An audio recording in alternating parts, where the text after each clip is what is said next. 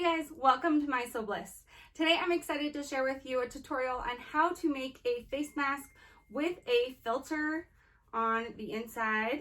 You can just put it in the little pocket right there, something that's non-woven. This is a perfect one to place over a certified face mask to make that last longer. The CDC is saying right now that they're running out of face masks in the hospitals and that as a last resort, they can use the fabric face masks. Now, this isn't going to prevent someone from getting sick, but it might help, maybe. And that's where they're asking for people who sew or know how to make these, that they will make some. And then they can place them over the face masks that they already have, the ones that they're running out of. They can place them over them so that they will last longer. That's just gonna make those last longer because I've been reading articles about how those face masks, people have been wearing them for 5 days straight with different patients and getting germs all over them, whereas they can't wash them, you can't do anything with them, or they would ruin them. These you could put over those face masks and it might help a little bit. I'm not a doctor, I can't guarantee anything, but I feel like if they're asking for them, I want to help out. And I thought I would teach you guys how to make these ones. I like that they have a little pocket inside, so you can put something like a non-woven material, like a face mask or something else inside of that to make it last longer. And these are washable, machine washable, which is really nice. So I'm gonna show you how to use those, how to make one of these today. The only materials that you're going to need is some woven cotton fabric, just like this. This one, obviously a little more girly. I'm going to be using 2 different colors to show you the lining and the outside fabric so it doesn't get confusing. And this is just scrap fabric that I have laying around. So that's what's really nice. You actually don't need a lot. And then I'm going to be using some elastic. I have 2 pieces that are 15 inches long. These you actually probably won't even need that much. I just like the option of tying them so that way whoever's using it can make it tight or loosen it depending on how big their head is. Because who knows who's going to be using them, a man or woman, someone with a larger head, someone with a smaller head. This way they can tighten it however they need to. So, and then for the fabric sizes, I forgot to mention that, this is going to be our main fabric, and this I'm cutting out at a 10 by 8 piece, that's 10 inches by 8 inches piece. And then I have 2 lining pieces, and these are going to be cut out at 7.5 by 5.5. And again, I have 2 of those pieces.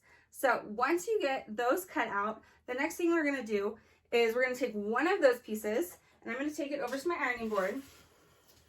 I'll just scoot this over here so you guys can see. And I have already ironed it, but I'll show you. I have the raw edge right here. I'm gonna fold it under about 1/4 of an inch.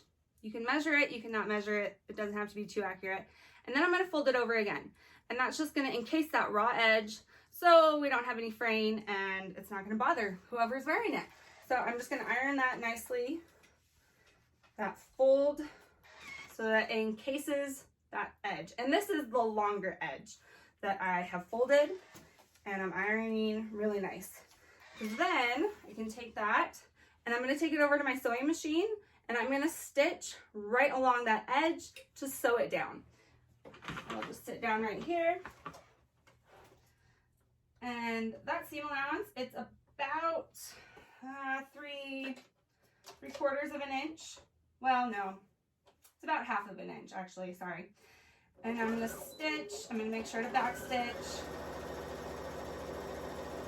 And stitch down the entire length.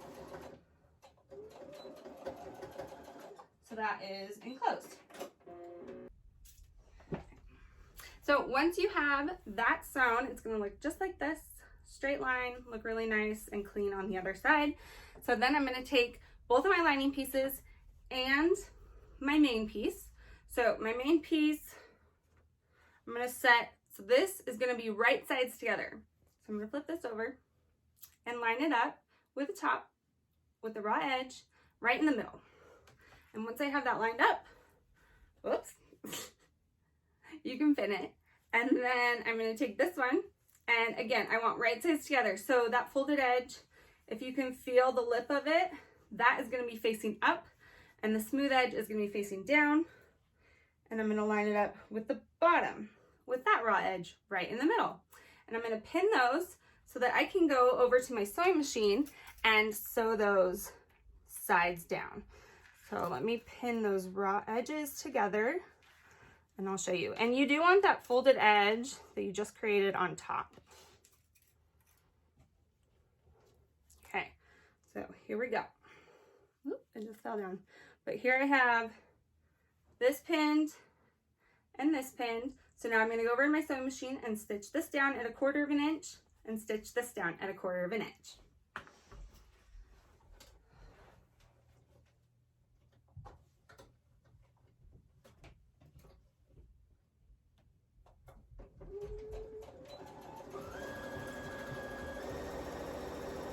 Okay, so once I have it sewn, here's what it looks like. So it's going to look just like this, right sides together. So now I'm going to take it over to my sewing machine, or I'm going to take it over to my iron and open that up and iron it. So, whoops, I got things falling off everywhere. That's right. Okay, so I opened it up. I'm just going to iron that open just like this. So now I have a big long piece. Iron it one more time. I just love the feeling of the iron and how crisp it makes it. Then I'm going to take it to the wrong side and I'm going to fold that over just like that. And I want my folded edge that we sewed at the very beginning, I want that one on top. And I'm going to iron that so that when you look at this side, you don't see your lining pieces anymore. So I'll just lay that on my table and press that really nice. Give it a crisp, clean edge.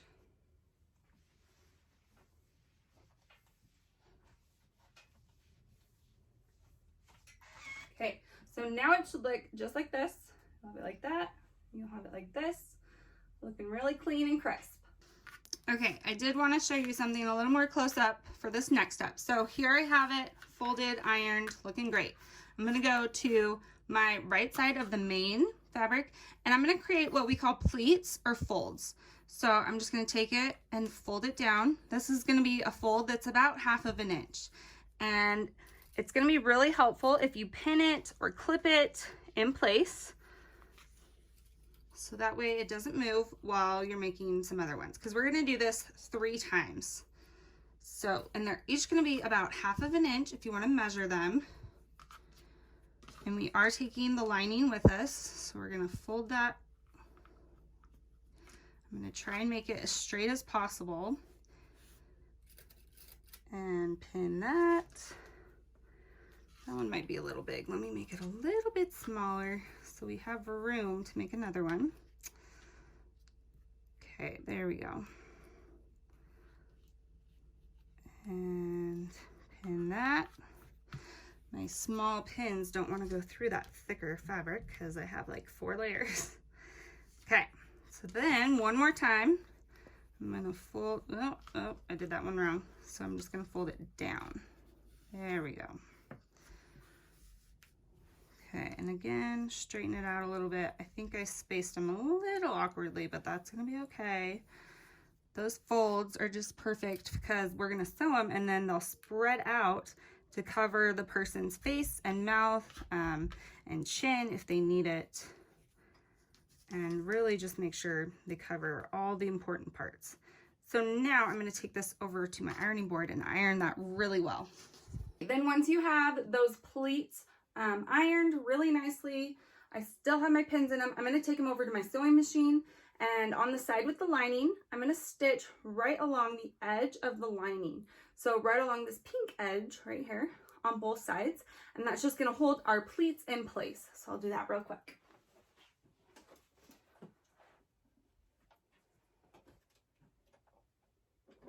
Okay, here I have that sewn. You can see on this side, the pink. So now I'm going to take these raw edges of my main fabric. Again, this was my main fabric, so I'm going to take those raw edges and I'm going to do this on my ironing board, but I'm going to fold that over about 1/4 of an inch, and then I'm going to fold it over about 1/2 of an inch. And I can go to about where that stitching is that we just did, and that's going to create that casing so we can put the elastic through and also cover up these raw edges that we don't want fraying on the person's face or being really annoying. So again, I'm just going to fold over that main fabric on the sides. I'm folding it over at about 1/4 inch, and I'm just eyeballing this, but you can use a seam gauge. That will definitely help in accuracy. So once I have that ironed right along there, I'm going to fold it one more time at about 1/2 inch. So this way my raw edges are covered up. I am covering the stitching that I just did on the lining side. I'm covering it. So once I have that iron, I'm going to pin it in place and then I'll show you guys. So let's see, stick a couple pins in there. Okay, so here we go. We have it pinned in place. So then I'm going to go down and stitch right along the edge of this main fabric that we just folded. I'm going to stitch that. I want to leave this opening there so that we can thread the elastic through after this. And I'm going to do this to both sides, so I'm going to do this side as well. Once you have those sides sewn, your mask is almost complete. It should look just like this. All your raw edges should be enclosed. And then we're going to take a safety pin, hook it to one end of your elastic, and we're going to thread it through. And one thing that I learned with my other one is to thread it through the bottom so that you don't get stuck on all those pleats you made, because I did that at first and it gets kind of frustrating because you get stuck in like the little holes. So don't do that. Thread it through, holding the elastic, and push and pull, push and pull. And then when you get to the end, you should be able to pull it through just like that. And then I like doing it this way because then, like I said in the beginning, whoever is wearing it can adjust it to whatever size they need. Because then I just like to tie the ends of my elastic together.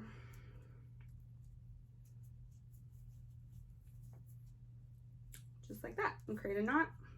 And then I'm going to trim just a little bit, just so it has a clean edge.